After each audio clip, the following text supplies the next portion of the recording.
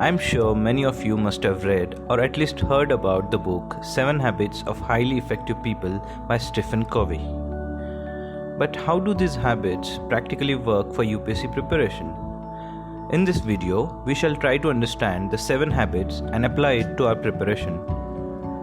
Habits maketh man. It's simple. Your productivity is determined by your habits, and your success is based on your productivity.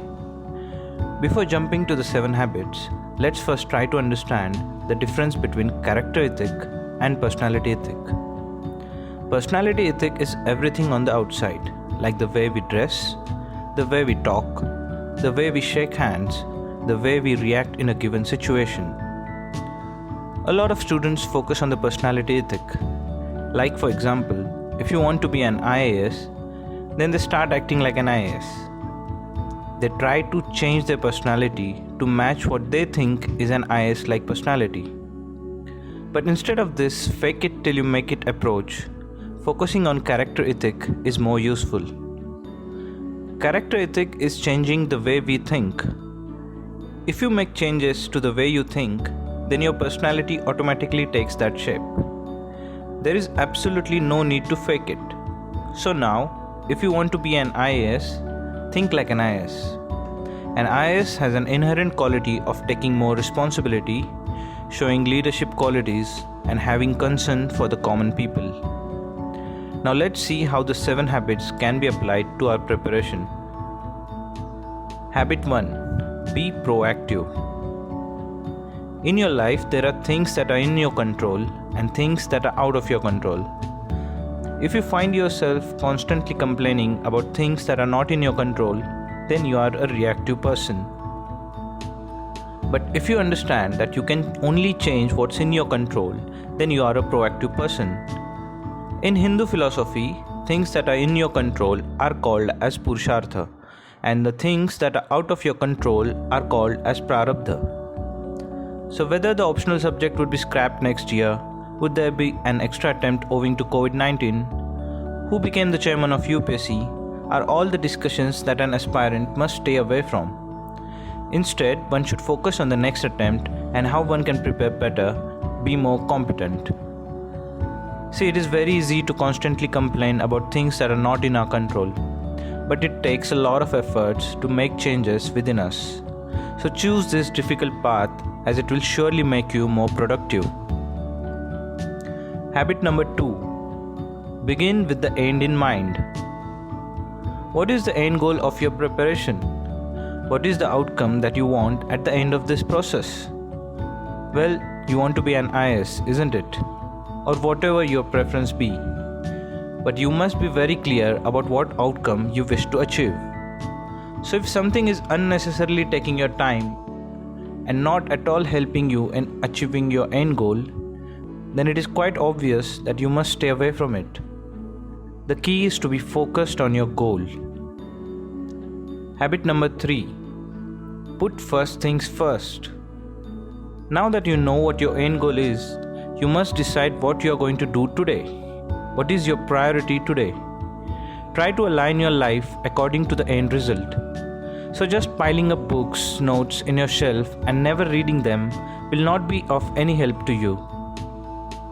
Just make a list of material that is essential to be an IAS and stick to it. Be thorough with the same material and try to avoid the temptation of reading books that are not at all required to crack this particular examination.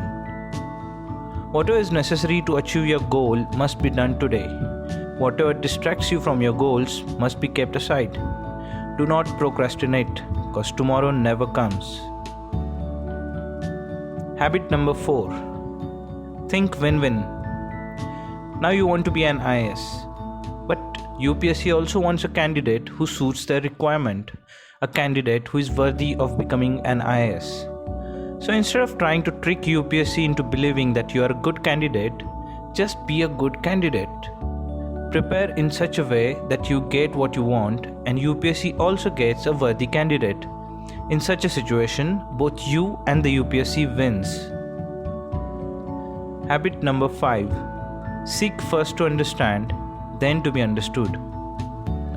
It's less about what you want from your job and more about what your recruiter wants from you.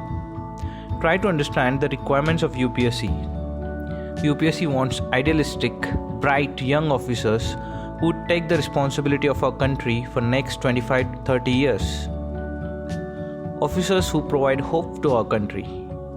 But if you yourself see no hope in our country, then you become a liability to the nation. Try to be a valuable asset to the country.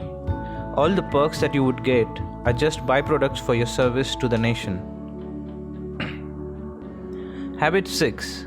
Synergize. While you are preparing, you are more likely to have a group of similar-minded people. Instead of competing with them, try to help each other in this hard battle.